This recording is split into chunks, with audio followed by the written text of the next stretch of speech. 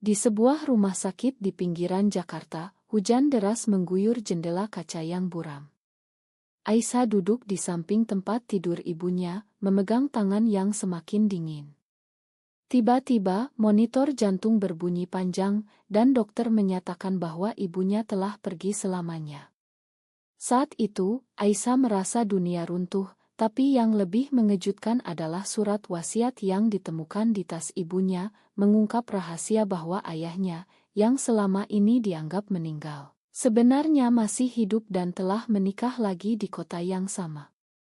Aisyah, gadis berusia 22 tahun dengan rambut hitam panjang dan mata coklat yang selalu penuh rasa ingin tahu, tak pernah menduga hidupnya akan berubah begitu drastis.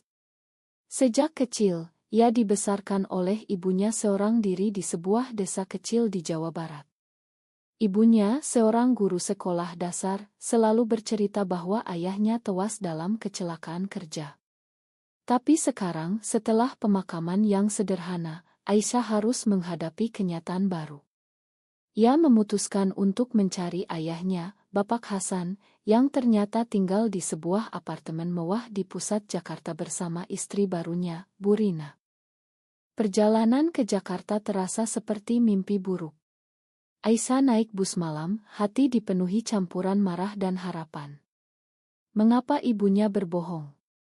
Apa yang disembunyikan? Saat tiba di depan pintu apartemen, tangannya gemetar saat menekan bel. Pintu terbuka, dan di hadapannya berdiri seorang pria paruh baya dengan wajah yang mirip dengannya, mata yang sama coklatnya. Aisyah, gumam Bapak Hasan, suaranya bergetar.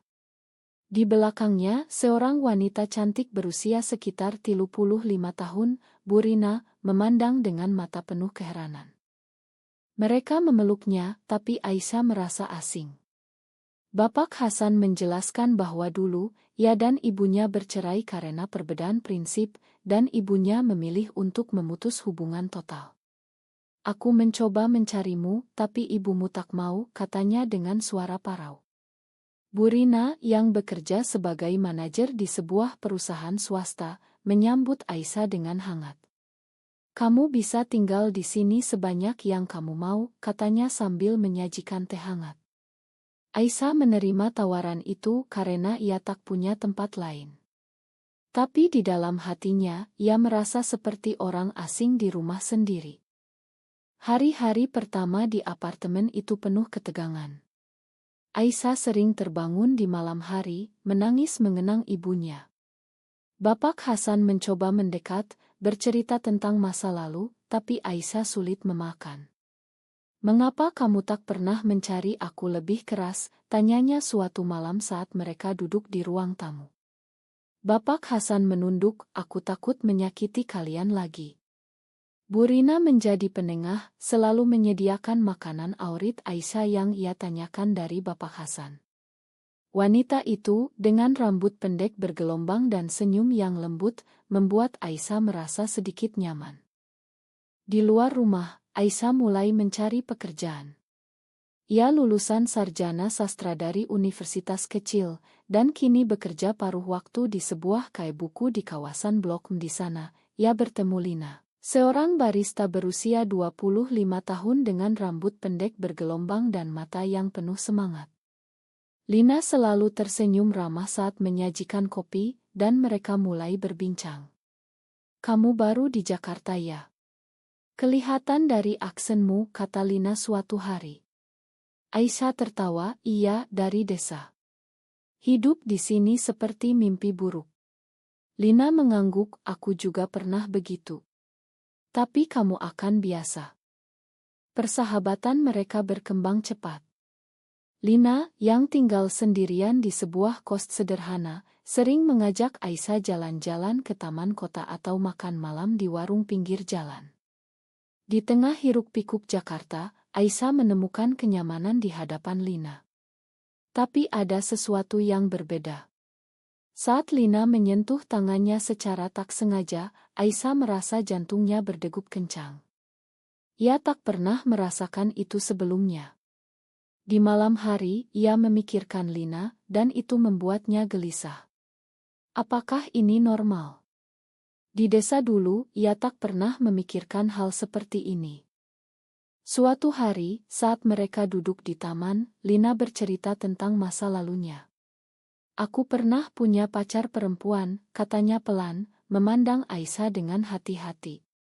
Aisyah terkejut, tapi tak marah. Malah, ia merasa lega. Di Indonesia ini, susah ya, balas Aisyah. Lina mengangguk, banyak yang tak paham.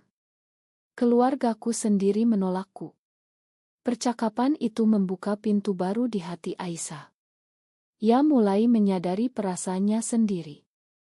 Tapi di rumah, Bapak Hasan mulai bicara tentang perjodohan. Ada anak temanku yang bagus, laki-laki baik, katanya. Aisyah diam, hati terbelah. Ketegangan mulai muncul. Aisyah semakin sering bertemu Lina, dan perasaan mereka saling tarik-menarik.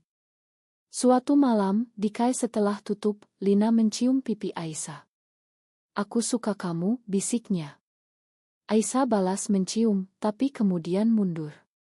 Aku takut, katanya. Lina memeluknya, kita hadapi bersama. Tapi Aisyah tahu, ini baru awal dari badai yang akan datang.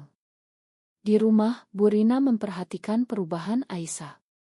Kamu kelihatan bahagia akhir-akhir ini, katanya sambil tersenyum. Aisyah mengangguk, tapi dalam hati, ia bertanya-tanya berapa lama rahasia ini bisa bertahan. Hari berganti minggu, dan Aisyah mulai merasa seperti bagian dari keluarga baru. Bapak Hasan mengajaknya ke masjid bersama, mencoba membangun ikatan. Bu Rina mengajarinya memasak masakan aurit ayahnya. Tapi di sisi lain, hubungannya dengan Lina semakin dalam. Mereka berbagi mimpi, cerita masa kecil, dan ketakutan. Lina yang pernah diusir keluarga karena orientasinya, menjadi sumber kekuatan bagi Aisyah. Kita tak salah, katanya. Tapi Aisyah ragu. Di Indonesia, di mana norma masyarakat kuat, mencintai sesama jenis seperti berjalan di atas pisau. Suatu sore, saat Aisyah pulang telat dari bertemu Lina, Bapak Hasan menunggu dengan wajah marah. Kamu kemana saja? Jangan bikin malu keluarga, bentaknya. Aisyah diam, tapi Bu Rina membela, biarkan dia, Mas. Dia sudah dewasa. Pertengkaran kecil itu membuat Aisyah sadar, rahasia ini tak bisa disembunyikan selamanya. Ia harus memilih keluarga atau cinta. Dan pilihan itu akan menyakitkan. Pagi itu, sinar matahari menyusup melalui tirai apartemen, membangunkan Aisyah dari tidur gelisahnya. Semalam, ia bermimpi tentang ibunya, yang memandangnya dengan tatapan kecewa. Apa yang kamu lakukan, nak? Gumam suara ibunya dalam mimpi. Aisyah bangun dengan hati berat, tahu bahwa hari ini ia harus menghadapi kenyataan. Di meja makan, Bapak Hasan sudah duduk dengan koran di tangan, Bu Rina menyajikan sarapan. Hari ini aku ada rapat keluarga, kata Bapak Hasan. Kamu ikut ya, Aisyah? Ada yang ingin kuperkenalkan. Aisyah mengangguk pelan, tapi pikirannya melayang ke Lina. Mereka berencana bertemu sore ini di sebuah taman kecil dekat kai.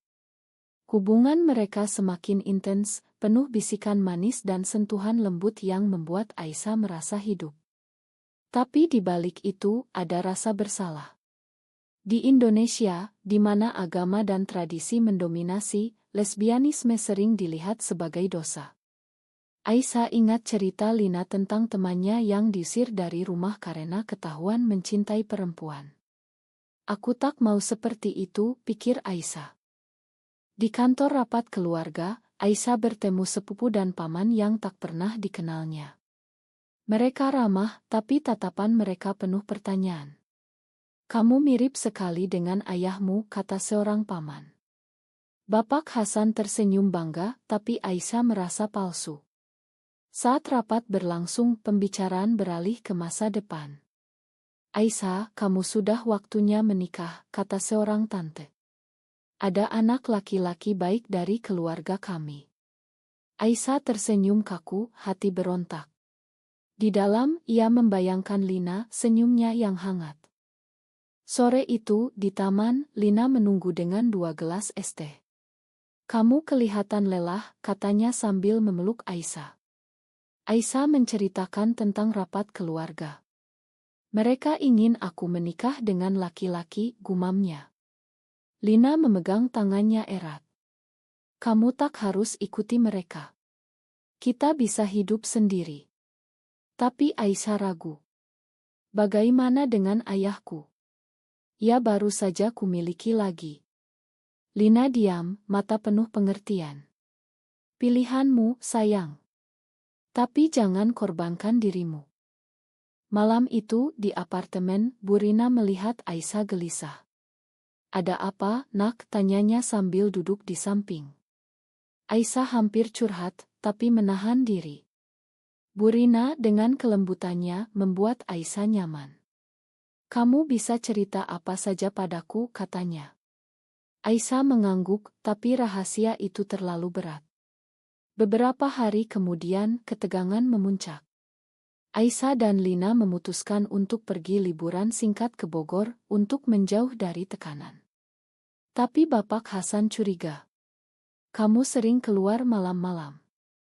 "Dengan siapa?" tanyanya. Aisyah berbohong, "Dengan teman kerja." Tapi kebohongan itu membuatnya sakit.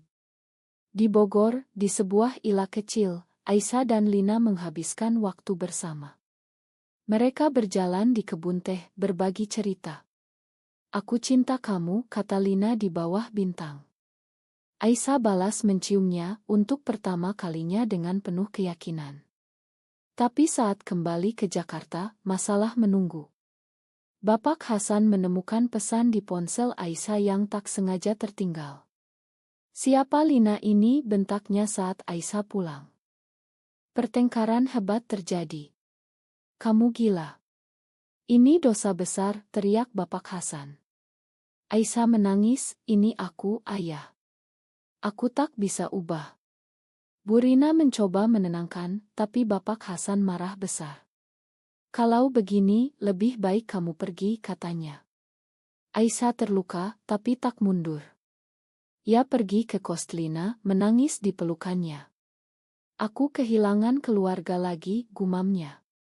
Lina memeluk erat, "Aku keluargamu sekarang." Hari-hari berikutnya penuh kekacauan. Aisyah berhenti bekerja di KAI, mencari pekerjaan baru untuk mandiri. Lina mendukung, tapi tekanan masyarakat mulai terasa. Teman-teman Lina yang tahu memberi saran.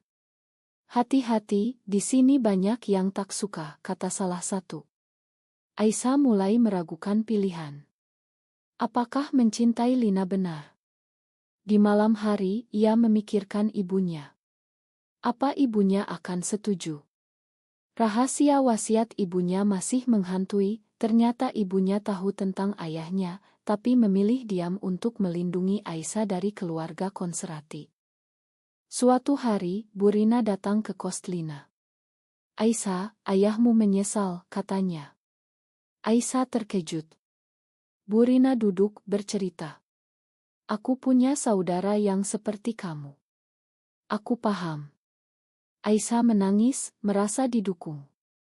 Tapi Bapak Hasan masih keras. "Ia perlu waktu," kata Bu Rina. Aisyah kembali ke apartemen, tapi suasana tegang. Ia dan ayahnya jarang bicara. Di sisi lain, Lina merasa cemburu. "Kamu pilih keluarga atau aku?" tanyanya suatu malam. Konflik semakin dalam. Aisyah terjebak di antara dua dunia. Ia mencoba bicara dengan Bapak Hasan. "Ayah, aku tak mau kehilanganmu lagi." Bapak Hasan diam, tapi matanya penuh air mata. "Aku takut kehilanganmu juga," akhirnya katanya. Tapi tradisi membuatnya sulit menerima. Aisyah memutuskan untuk memberi waktu, tapi Lina tak sabar. "Kita harus maju," katanya. Keputusan Aisyah selanjutnya akan mengubah segalanya.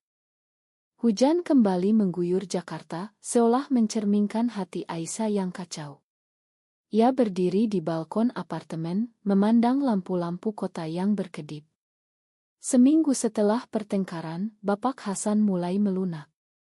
Ia mengajak Aisyah makan malam di luar, hanya berdua. Aku tak mau kehilanganmu lagi, katanya pelan. Aisyah mengangguk, aku juga, ayah. Tapi topik Lina dihindari, seperti bom waktu. Di kos Lina, suasana berbeda. Lina semakin posesi, takut Aisyah kembali ke keluarga dan meninggalkannya. Kamu janjikan tak tinggalkan aku, tanyanya setiap malam. Aisyah meyakinkan, tapi dalam hati ia merasa tertekan. Persahabatan mereka berubah menjadi hubungan yang penuh drama. Suatu hari, Lina bertengkar dengan temannya karena membela Aisyah. Mereka bilang kita salah, katanya marah. Aisyah memeluk, tapi mulai bertanya-tanya apakah ini layak. Tekanan sosial semakin kuat. Di media sosial, Aisyah melihat berita tentang pasangan lesbian yang diusir dari kampung. Itu membuatnya takut. Di rumah, Bu Rina menjadi sekutu. Aku dukung kamu, bisiknya suatu hari. Ternyata, Bu Rina pernah punya teman dekat perempuan di masa muda, meski tak berlanjut. Hidup ini pilihan, nak. Kata-kata itu memberi Aisyah kekuatan, tapi juga konflik. Apakah ia mengkhianati ayahnya? Suatu malam, Bapak Hasan memanggil Aisyah. Aku dengar dari Bu Rina. Tentang kamu dan Lina. Aisyah tegang. Ayah, tolong pahami. Bapak Hasan menghela napas panjang. Di keluarga kita, ini tak bisa diterima. Pikirkan nama baik. Aisyah marah, nama baik lebih penting dari kebahagiaanku. Pertengkaran kembali meledak. Aisyah pergi lagi ke Lina, tapi kali ini Lina marah. Kamu selalu kembali ke mereka, bentaknya. Aisyah terluka, merasa sendirian. Ia mulai mencari dukungan online, bergabung dengan komunitas LGBT di Indonesia. Di sana ia bertemu cerita serupa, penolakan keluarga, perjuangan identitas. Itu membuatnya sadar, ia tak sendiri. Tapi realita pahit, banyak yang kehilangan segalanya. Aisyah memutuskan untuk bicara jujur dengan Lina. Kita perlu waktu, katanya. Lina menangis, kamu mau putus? Aisyah geleng, bukan, tapi aku tak mau buru-buru. Hari berikutnya, kejadian tak terduga terjadi. Bapak Hasan jatuh sakit, tekanan darah tinggi karena stres. Di rumah sakit, Aisyah duduk di sampingnya, seperti dulu dengan ibunya. Makan aku, ayah, bisiknya. Bapak Hasan memegang tangannya, aku yang minta maaf. Aku tak mau kehilanganmu. Saat itu, Bu Rina datang dengan Lina, yang ia undang diam-diam. Ini Lina, Mas, kata Bu Rina. Bapak Hasan memandang Lina, lalu Aisyah. Bawa dia masuk, katanya pelan. Pertemuan itu awkward. Lina duduk diam, Bapak Hasan bertanya hal-hal biasa. Kamu kerja apa? Lina jawab sopan. Setelah itu Bapak Hasan bicara dengan Aisyah sendirian. Aku tak setuju, tapi aku cinta kamu. Aisyah menangis, merasa ada harapan. Tapi Lina ragu. Ayahmu tak akan berubah, katanya. Aisyah terbelah lagi. Konflik mencapai puncak saat keluarga besar datang menjenguk. Salah seorang tante curiga melihat Lina. Siapa perempuan itu, tanyanya. Bapak Hasan diam, tapi tante itu mulai bergosip. Jangan-jangan. Aisyah mendengar, marah besar. Ia konfrontasi tante itu di depan semua. Iya, aku suka perempuan. Apa salahnya? Ruangan hening. Bapak Hasan berdiri, cukup. Ini urusan keluarga kami. Setelah itu keluarga besar marah, mengancam memutus hubungan. Bapak Hasan tegar, kalau begitu silakan. Aisyah terkejut, ayahnya membela. Tapi harga yang dibayar mahal, isolasi dari kerabat. Lina senang, tapi Aisyah sedih. Aku tak mau ayahku kehilangan keluarganya karena aku. Lina memeluk, kita bangun keluarga baru. Hari-hari pasca itu penuh refleksi. Aisyah dan Lina semakin dekat, tapi dengan hati-hati. Bu Rina menjadi jembatan, meyakinkan Bapak Hasan. Perlahan, ayahnya mulai menerima, meski tak sepenuhnya. Berikan waktu, katanya. Aisyah sadar, perjuangan ini tak mudah, tapi layak. Matahari terbit di langit Jakarta, membawa harapan baru bagi Aisyah. Setelah kejadian di rumah sakit, keluarga kecil mereka mulai menyembuhkan luka. Bapak Hasan pulih, dan ia mulai bertanya tentang Lina dengan nada lebih lembut. Dia orang baik, tanyanya suatu pagi. Aisyah mengangguk, sangat, ayah. Bu Rina tersenyum, ajak dia makan malam di sini. Undangan itu menjadi langkah besar. Malam itu, Lina datang dengan gugup. Ia membawa buah tangan, berusaha sopan. Makan malam berlangsung tegang pada awalnya, tapi Bu Rina memecah es dengan cerita lucu. Bapak Hasan bertanya tentang pekerjaan Lina, keluarganya. Lina jujur, keluargaku tak menerimaku. Bapak Hasan diam, lalu berkata, itu salah mereka. Aisyah terharu, melihat perubahan ayahnya. Tapi di luar, badai masih mengintai. Gosip dari keluarga besar menyebar. Seorang sepupu menelepon Aisyah, kamu bikin malu keluarga. Aisyah marah, mematikan telepon. Di komunitas online ia mendapat dukungan, tapi juga ancaman. Hati-hati, ada yang bisa melaporkan, kata seorang anggota. Di Indonesia, meski tak ilegal, diskriminasi terhadap kuat. Aisyah mulai takut, tapi Lina meyakinkan, kita kuat bersama. Suatu hari, Lina mendapat tawaran kerja di Bali, lebih baik gajinya. Aku mau kamu ikut, katanya. Aisyah ragu, bagaimana dengan ayahku? Lina marah, kamu selalu mikir mereka. Pertengkaran meledak. Aisyah pergi, kembali ke apartemen menangis. Bu Rina menghibur, cinta itu butuh pengorbanan. Aisyah sadar, ia harus memilih. Malam itu, Aisyah bicara dengan Bapak Hasan. Lina mau pindah ke Bali. Ayahnya mengangguk, ikuti hatimu. Tapi matanya sedih. Aisyah terluka, tahu ia akan menyakiti ayahnya lagi. Esoknya, ia bertemu Lina. Aku tak bisa ikut sekarang. Lina kecewa, kamu pilih mereka. Aisyah menangis, bukan, aku butuh waktu. Lina pergi marah, meninggalkan Aisyah sendirian. Hari-hari tanpa Lina terasa kosong. Aisyah fokus pada keluarga, membantu Bu Rina di rumah. Bapak Hasan mulai terbuka, bercerita tentang masa mudanya. Aku pernah salah juga, katanya. Aisyah merasa dekat, tapi rindu Lina. Suatu malam, Lina menelepon. Aku rindu kamu. Aisyah balas, aku juga. Mereka berdamai, tapi Lina tetap pindah ke Bali.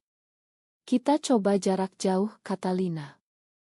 Jarak membuat hubungan mereka tegang. Panggilan Ideo sering berakhir pertengkaran.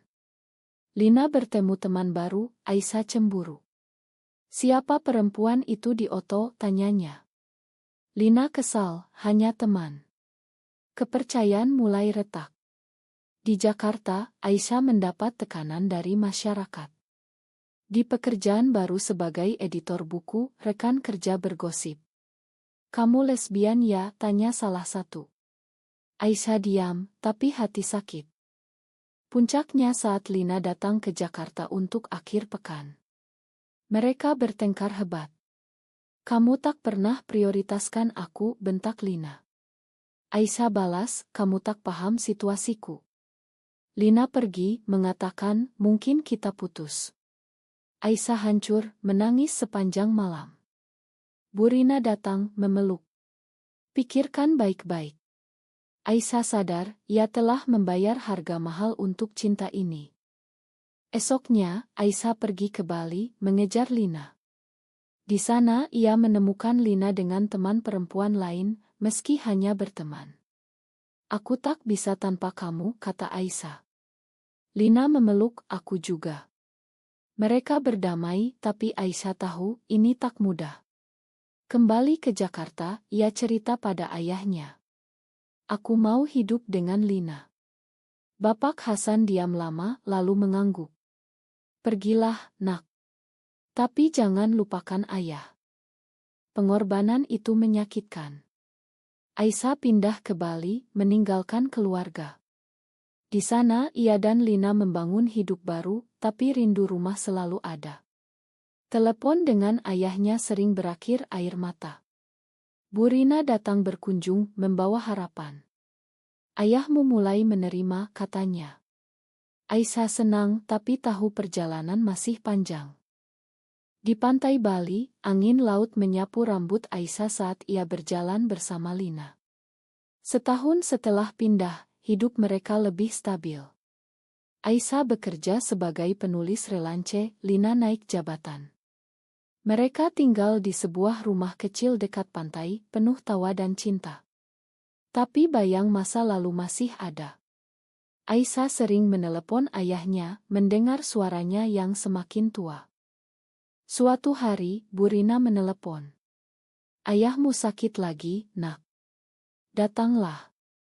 Aisyah panik, terbang ke Jakarta bersama Lina. Di rumah sakit, Bapak Hasan terbaring lemah. Aisyah, bisiknya saat melihatnya. Aisyah memegang tangannya, menangis. Makan aku, ayah. Bapak Hasan tersenyum lemah, aku bangga padamu. Lina berdiri di belakang, hormat. Sakit ayahnya menjadi titik balik. Keluarga besar datang, tapi kali ini tak ada gosip. Mereka melihat Aisyah dan Lina bersama, dan diam setelah Bapak Hasan pulih, ia memanggil semua. Aisyah adalah anakku, dan Lina adalah bagian dari keluarga. Kata-kata itu mengejutkan semua.